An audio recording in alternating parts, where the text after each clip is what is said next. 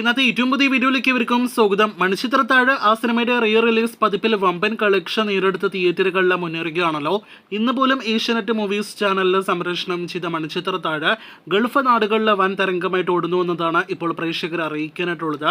സിനിമയുടെ re release പതിപ്പിന്റെ Gulf collection പുറത്തു വരുമ്പോൾ ഏകദേശം 5500 ആളുകൾ ഗൾഫിൽ സിനിമ കണ്ടപ്പോൾ $56,000, അതായത് 47 ലക്ഷത്തോളം രൂപ ഗ്രോസ് കളക്ഷനാണ് സിനിമ വെറും 3 ദിവസങ്ങൾ കൊണ്ട് നേടിയെടുത്തിരിക്കുന്നത്. സിനിമയുടെ അവിടുത്തെ ഗൾഫ് കളക്ഷൻ വന്നതോടെ ദേവദൂതന്റെ ഫൈനൽ ഗൾഫ് കളക്ഷൻ വെറും 3 ദിവസങ്ങൾ കൊണ്ട് മണിച്ചിത്രത്താഴ് മറികടന്നിരിക്കുകയാണ്. കേരളം പോലെ മികച്ചൊരു ട്രെൻഡ് അവിടെ സിനിമ നേടിയെടുത്തു എന്ന് നിസ്സംശയം പറയാം.